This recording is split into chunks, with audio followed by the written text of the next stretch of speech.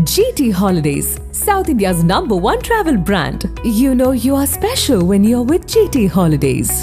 எங்க சேதாரத்துக்கு மேல கொடுத்தீங்கன்னா உங்க காசை வேஸ்ட் பண்ற மாதிரி தான்.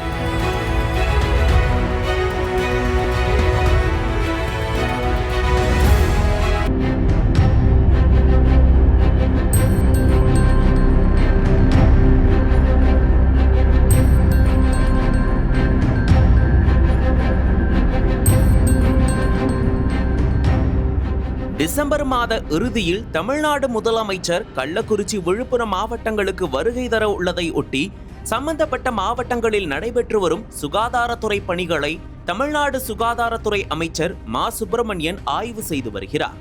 அதன்படி கள்ளக்குறிச்சி மாவட்டம் திருக்கோவிலூரில் உள்ள அரசு மருத்துவமனையை மாவட்ட தலைமை மருத்துவமனையாக தரம் உயர்த்தி ரூபாய் 54 கோடி மதிப்பீட்டில் புதிய 300 படுக்கைகள் கொண்ட கட்டடம் கட்டப்பட்டு வருகிறது. இப்பணிகளை இன்று நேரில் பார்வையிட்ட அமைச்சர் ஏற்கனவே இருந்த பழைய கட்டிடத்தை ஆய்வு செய்தபோது மருத்துவமனை வளாகம் முழுவதும் அசுத்தமாக இருந்ததை கண்டார்.